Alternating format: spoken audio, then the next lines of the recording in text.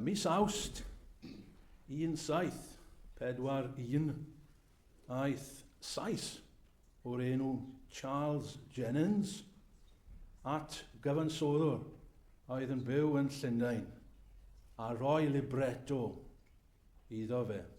Libretto yw geiriau i'w rhoi i gerddoriaeth fel opera neu yn yr achos hyn oratorio. Cymerodd y cyfansoddwr y geiriau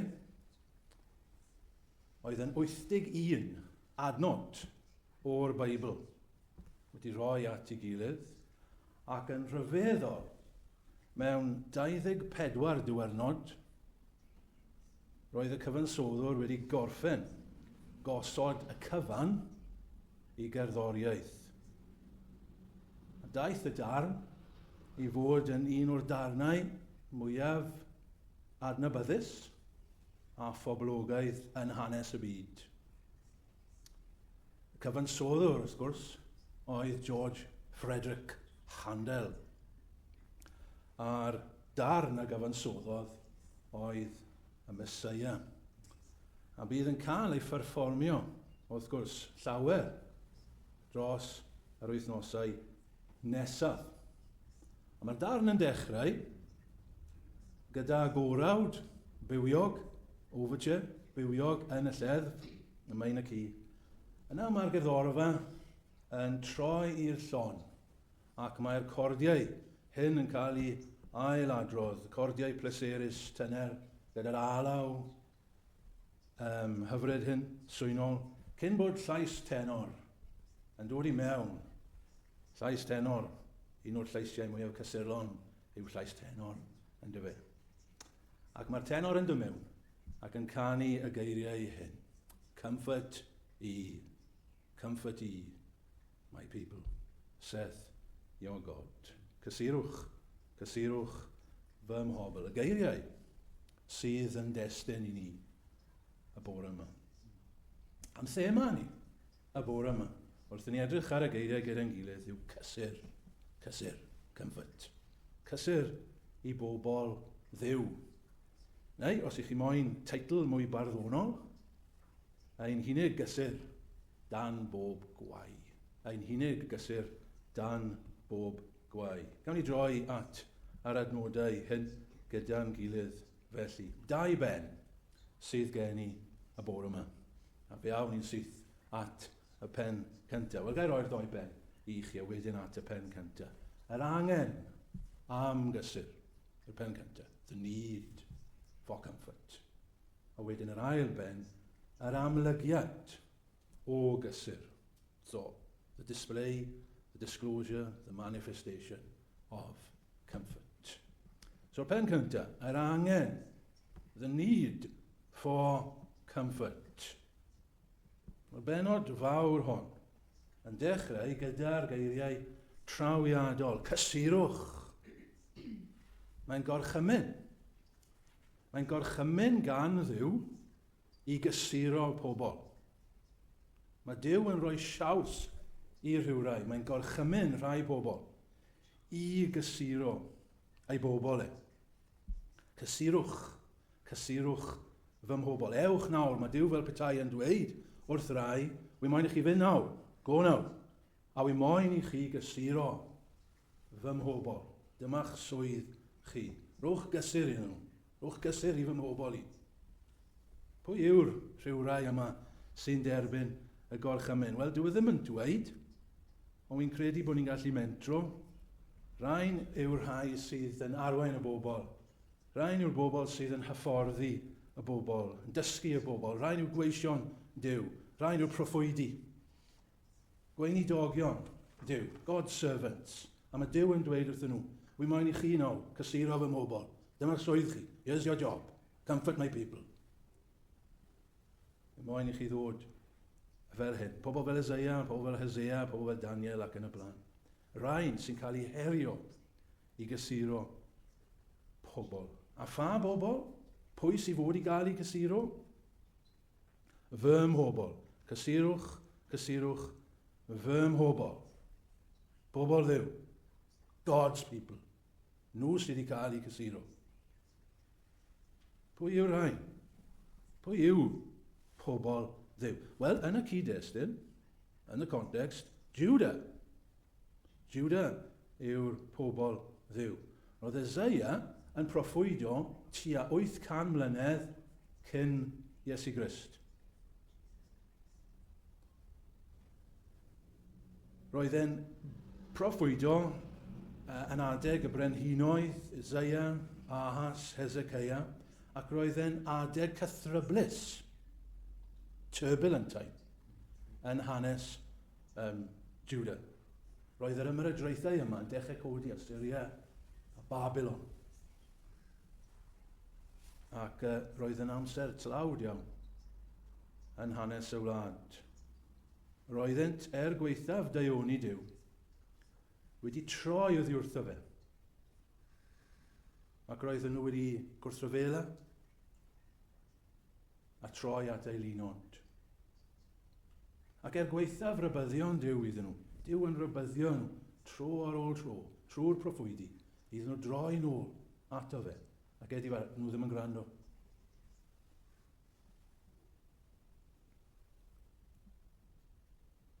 Ac felly roedd crefydd Israel a Judah ar drai ar hyn o bryd. Ac mae Eseia yn gorfod proffwydo barn i'r bobl. Mae Duw yn mynd i'ch barnu chi am eich gwrthryfel. A chi'n mynd i gael eich caethgludo. Chi ddim yn gwrando ar Dduw. Mae Duw yn mynd i'ch cosbi chi. Chi'n mynd i fynd i Babylon, bell i ffwrdd. Ond fan hyn, mae yna newid. Mae Eseia fan hyn yn edrych ymlaen at y geithglyd, at Babylon. Ac mae'r gair hyn yn dod i'r rhaini sydd yn y geithglyd, y rai sy'n mynd i fod yn y geithglyd, blynyddoedd ar ôl Eseia. Bydd yna bobl ar ôl y Babylon, pobl i Dduw. Bydden nhw yn y geithglyd, bydden nhw yn y caethiwed yma, y Babylon. Ac i nhw, mae'r gair yma yn dod. Nhw sydd i'w cael eu cysuro. A dyma pam roedd angen cysur arnyn nhw. Roedden nhw mewn gwlad bell. Roedden nhw wedi colli popeth. Roedd y deml wedi dynysrio. Roedden nhw wedi colli tai. Roedd nifer o'i teuluoedd wedi ei lladd. Roedden nhw mewn gwlad dieithr. Yng nghanol diwylliant dieithr. Ieithoedd dieithr iddyn nhw. Roedden nhw'n gwybod bod nhw'n oherwydd i pechod nhw. Roedden nhw'n gwybod bod nhw'n achos bod Duw wedi cosbi nhw am ei eilyn addoliad. Roedden nhw'n dioddef. Y pethau ddim yn edrych yn dda arnyn nhw. Roedd yn edrych yn anobeithiol ar bobl Dduw. Ond i'r bobl hyn, mae'r neges yma'n dod. Neges o gysur. Roedd angen cysur arnyn nhw. Nhw ddim yn heiddi cysur. No. Ond maen nhw'n mynd i gael cysur. Serch hynny. Ond mae'n mwy na, ffrindiau, yn y geiriau hyn, na edrych ymlaen i'r bobl sydd yn y geithglyd. Mae hynny'n wir, fe ni wedi dweud, ond mae yna fwy yma. Nid just neges i bobl yn y geithglyd. Mae hyn yn broffwydoliaeth. Mae hyn yn edrych ymlaen, hyd yn oed yn mellach na Babylon. A mae'r neges yma i bobl Dduw ym mhob oes. Gair gan Dduw yw bobl ei hun ym mhob oes. Os ych chi yma bore yma, ffrindiau,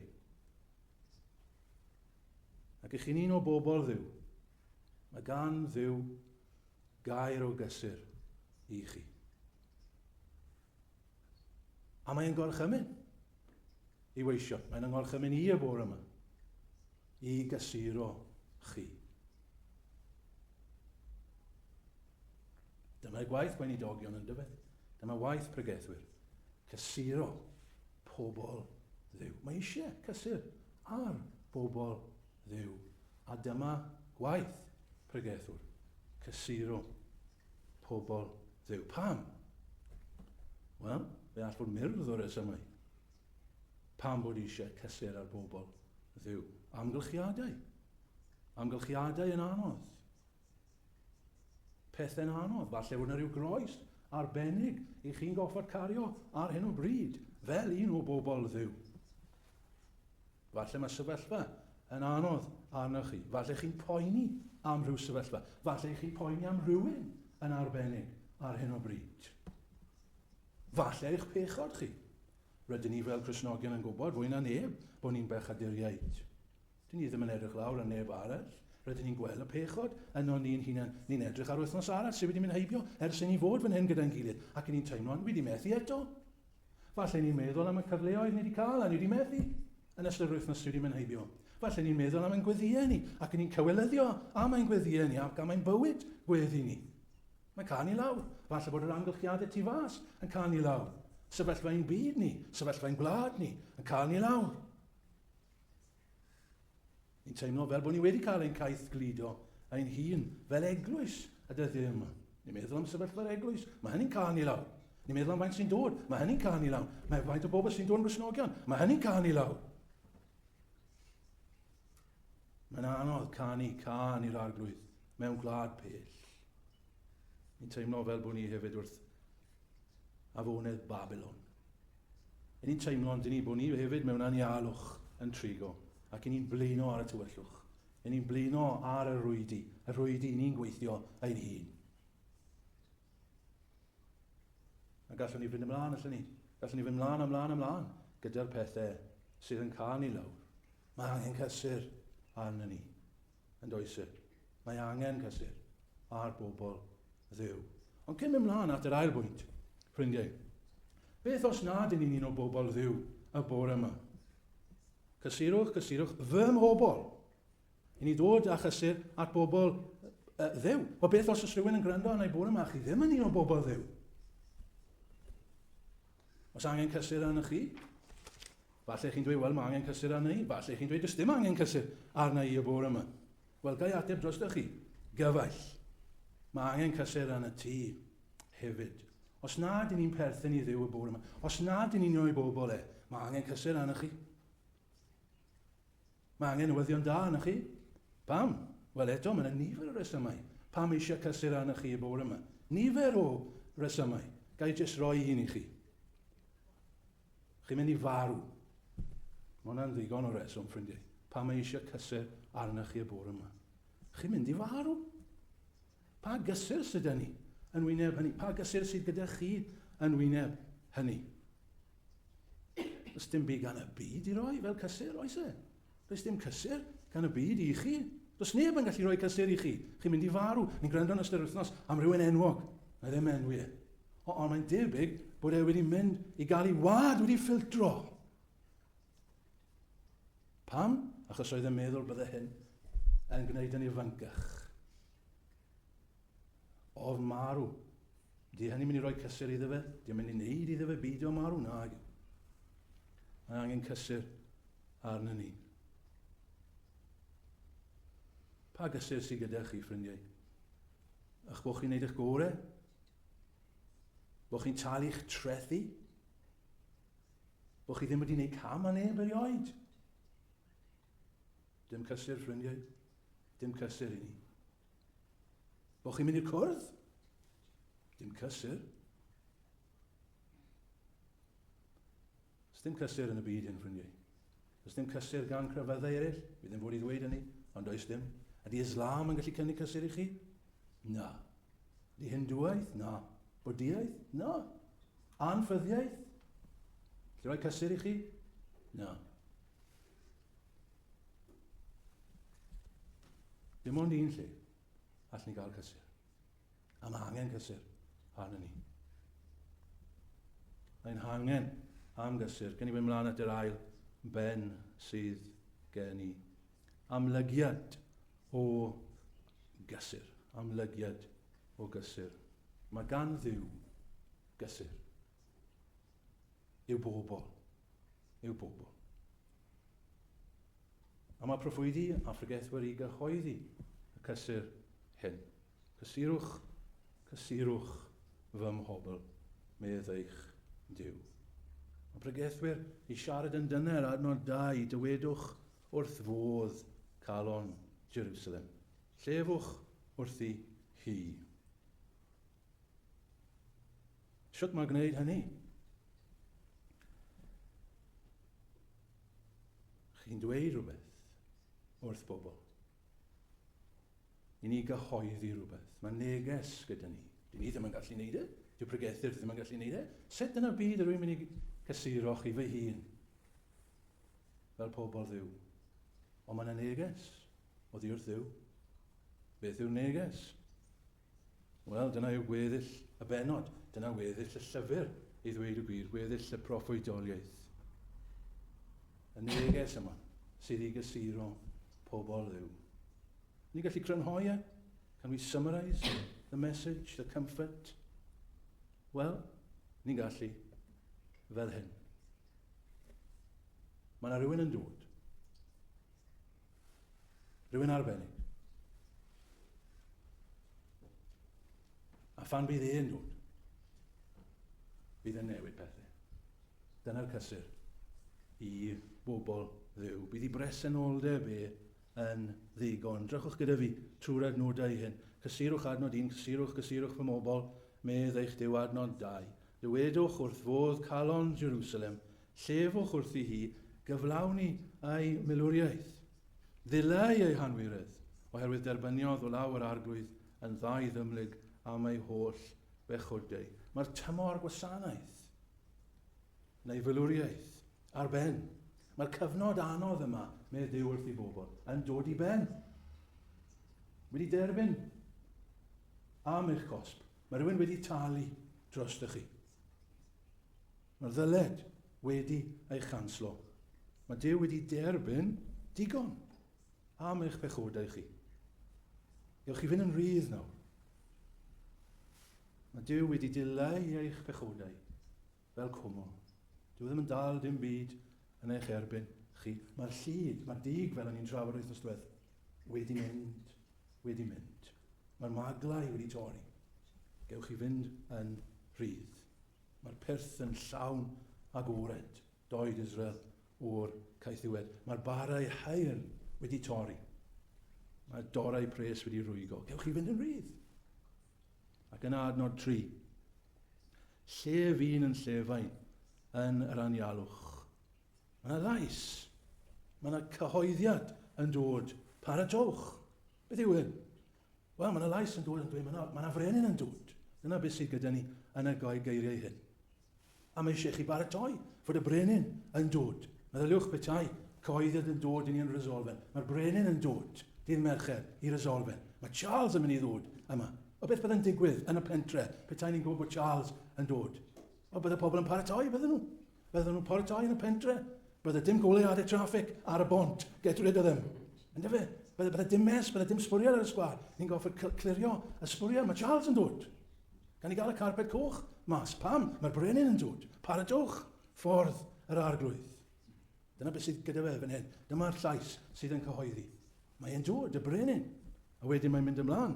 Pob pant a gyfodir. Fes 4. Pob pant a gyfodir. A phob mynydd a bryn a ostyngyr. Y gwir a wneir yn union. A'r anwastad yn wastadau. Beth yw hyn? Wel, mwy o baratoi. Ynddo fe? Pan oedd y brenin yn dod, wel, petai Charles yn dod nôl at y fe. Nid jes ni fan hyn yn resolfen bydde paratoi, ond bydde pobl Charles yn paratoi. Hefyd, bydde nhw. Cymod, ddim jyst mynd i troi lan. Maen nhw'n mynd i wneud i siŵr i bobl bod y ffordd yn rhydd, bod y ffordd yn dda, a bod dim rwystrau. Mae'n esgot, ynddo fe? Chi'n gwybod pan mae Ceir yn dod brenin, mae'n esgot, bydd yna motorbike o flan, a bydd yna motorbike tu ôl yn neud yn siŵr bod i ffordd yn iawn. Mae'r brenin yn mor arbennig, mae hyd yn oed y mynyddoedd yn mynd i gael ei torri lawr. A mae'r pentydd yn cael ei llenwi. Mae popeth yn mynd i fod yn wastad. Mae popeth yn mynd i fod yn rwydd i'r brenin yma i ddod. Oherwydd mae e'n arbennig. Ond sylwyr, nid jyst brenin yw e. Adnod 5. A gogoniant yr arglwydd a ddatgyddir. Yr arglwydd yw e. Mae'r brenin yma sydd yn dod, fe yw'r arglwydd. A mae'n mynd i ddod yn ei agoniant. A phob cnawd a'i wel. Mae e'n dod. Yr un mawr yma, y brenin yma, a chaiff pawb i weld i bobl maen nhw'n mynd i weld nôl at handel. Pwy yw hwn? Y Meseia. Y Meseia. Beth yw ystyr y Meseia? Eneiniog, anointed, Christ. Dyna mae Christ yn meddwl. Christ yn y groi, Cymraeg, eneiniog, Saesneg, anointed. Pwy oedd yn cael ei eneinio? O brenin. Brenin oedd yn cael ei eneinio. Nôl at y Meseia eto. Mae mewn tair ran yr oratorio. 3 parts.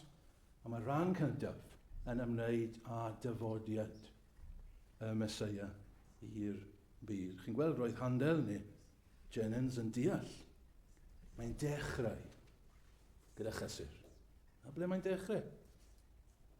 Cysur i bobl Dduw. Fe yw'r unig sy'n gallu dod â chysur i ni. Iesu Grist.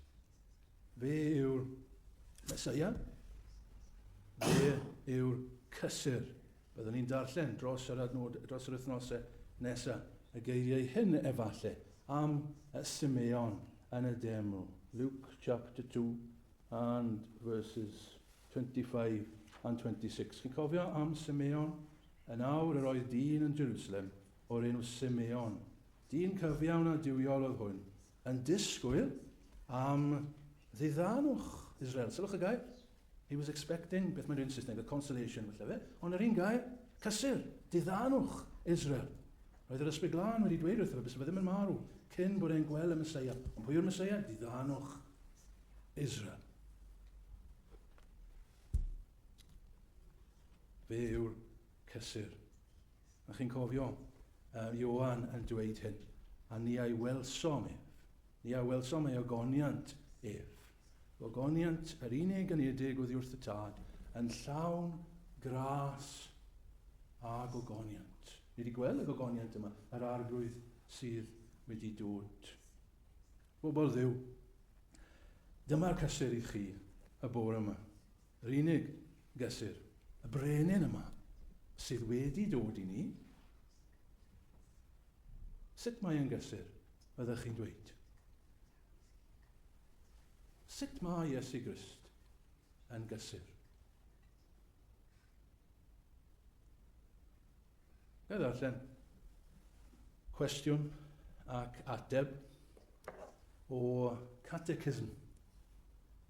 Bydd rai o'ch chi'n gyfarwydd â'r catechism yma, ond falle bod rai yma erioed wedi clywed am y catechism yma. Ni'n gyfarwydd â Thomas Charles, a falle Westminster Catechism, ond mae yna catechism arall sydd i gael yn hun na nhw, o'r enw'r Heidelberg Catechism. Mae lawr yn credu ar y ffôn, so ti gallu darllen yma yna. A mae'n dechrau y catechism enwog hyn gyda cwestiwn da. Good question. A dyma'r cwestiwn. Beth yw dy unig gysur mewn bywyd a marwolaeth? What is your only comfort in life and death? Na chi cwestiwn da, dwi'n fe. Na beth ni'n trafod hyn bore yma. Beth yw ein cysur? What is our only comfort as the people of God? Nawr gwrandewch ar yr ateb hyfryd. Hyn mae'r cwestiwn yn dda, ond mae'r ateb yn well. Y unig gysur mewn bywyd a marwolaeth yw nad fy eiddo fy hun a dwyf, ond a eiddo fy ngwaredwr, ffyddlon, Iesu Grist, yn gorff ac enaid, mewn bywyd ac mewn marwolaeth, yr hwn sydd wedi talu'n llawn am fy holl bechodau a'i werthfawr waed, ac wedi fy ryddhau o holl rym y diafol, yr hwn hefyd sydd yn fy nghadw yn y fath fodd, fel na all heb ewyllus fy nhadnefol, yr un blewyn gwympo o ddiar fy mhen, yn wir bod yn rhaid i bopeth gydweithio fy iachawdwriaeth, ac felly trwy ei ysbryd glân mae hefyd yn sicrhau o fywyd tragwyddol ac yn fy ngwneud yn wirioneddol ewyll llysgar a pharod o hyd ymlaen i fyw iddo ef. Beth yw fy unig gysur? Yr unig gysur yw bod ni'n eiddo, medd y catechism, i Iesu Grist. Chi'n deall hynny? Na beth mae rhaid i ddeall blentyn i Dduw. Bod ti'n eiddo, dim i ti dy hun, ond i Iesu Grist. Mae'r brenin yma yn eiddo i ti. Ac rwy ti'n eiddo iddo fe. He is ours and we are his. That's our only comfort. Unig comfort. Ond beth arall sydd angen arno ni, ffrindiau? I gael y brenin yma, i gael yr un yma, yn ddew i ni. Dyna beth ni'n dweud. Dyna gysur ni. Ges i'r teitl o Emyn Williams Pantycelyn, byddwn ni'n canu ar y diwedd, y pennill yma, hyfryd, hyfryd, hyfryd. Yma, fy unig gysur, dan bob gwai. Chi'n gweld, oedd e'n gwybod am waiau, oedd e'n gwybod am fywyd yn anodd. Mae bywyd yn anodd. Hyd yn oed i'r Cristion. Fy unig gysur, dan bob gwai. Dy fod ti i mi'n ddiw. Ac yn dy gysgod, mi af trwy, gystyddiau o bob rhyw. Fy'na'ch gysur chi, y bore yma, gyfaill. Fy unig gysur. My only comfort, that you are my God. Iesu Grist, yw ein unig gysur. Mae gyda chi. Mae gyda chi i faddau eich baiau. Ydyn ni'n methu, ond mae'n maddau. Mae'n llawn tosteri. Mae bywyd yn anodd, ydy. Ni ddim yn siŵr beth ni'n neud, ond mae e'n addo'n harwain ni. Fe bydd gyda ni trwy bopeth. A marwolaeth, bydd e'n cymryd ni trwy farwolaeth hefyd. Mae wedi addo i wneud hynny. Cysirwch felly. Cysirwch fy mhobl a'r pethau hyn. Cymerwch gysur. Roeddwn ni'n meddwl hefyd yn ystod yr wythnos am y garol Saesneg. Dwi'n meddwl am aml am carwolau Saesneg, ond dyma un dath i fi yn ystod yr wythnos.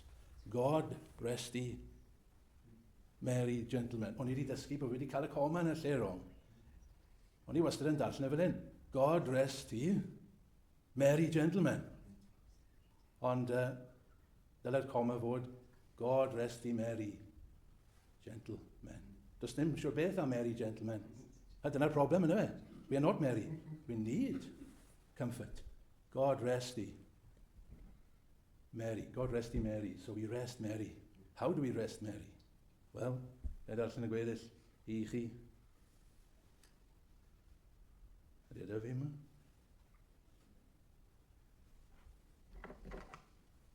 Rhaid chi gallu helpu fi fynd. God rest ye merry, gentlemen. Let nothing you dismay, diolch. Let nothing you dismay. Remember Christ, our Saviour, was born on Christmas Day to save us all from Satan's power when we were gone astray. O tidings of comfort and joy. O tidings of comfort and joy. O tidings of comfort and joy. Ond cyn cwpla, un peth ar ôl, cyn bod ni'n dod i ben. Beth os nad ydw i yn un o bobl Dduw? What if I'm not one of God's people? What comfort is there to me? Oes na cysur i chi? Please gwrandewch arno i ffrindiau. Mi'n dod i ben, honest. Na i ddod i ben. Pa gysur sydd i ni? Os ni ddim yn un o bobl Dduw. Dim! Dim! No comfort. No comfort at all. If we're not one of God's people this morning. Nag os unrhyw beth allai ddweud wrthych chi o ran comfort? Dim. Dim os ych chi ddim yn un o bobl Dduw. Does dim comfort i chi. Heblaw hyn. Chi'n gallu dod yn un o bobl Dduw. Ac wedyn, bydd y cysur yn dod i chi hefyd. Wedyn byddwch chi'n cael Iesu Grist yn gysur i chi hefyd. Ond mae rhaid i chi ddod. Mae rhaid i chi ddod yn un o blant Dduw. Mae rhaid i chi ddod yn un o pobl Dduw. Sut ni'n neud hynny, chi'n dweud? Mae rhaid ni edifarhau. A mae rhaid i ni gredu. Chi'n cofio, mae'r geiriau hyn yn cael ei ddefnyddio am Iowan Fydyddiwr. Bod e'n paratoi ffordd yr arglwydd. Paratowch ffordd yr arglwydd. Llais un yn llefain yn y diffeithwch. Iowan Fydyddiwr. Sut oedd Iowan yn cael pobl i paratoi? Mae rhaid chi edifarhau. Mae rhaid chi troi. Mae rhaid chi troi o'ch bechod. A throi at Iesu Grist mewn ffydd. Ac os newch chi hynny, fe ddewch chi yn un o bobl Dduw. Fe fyddwch chi yn, a fydd yr holl gysuron yma yn perthyn i chi hefyd. A comfort, tidings of joy. Tidings of comfort and joy. Fe fydden nhw'n dod i chi hefyd. Wel, Duw ar ôl y ras yn chi ymateb. Amen.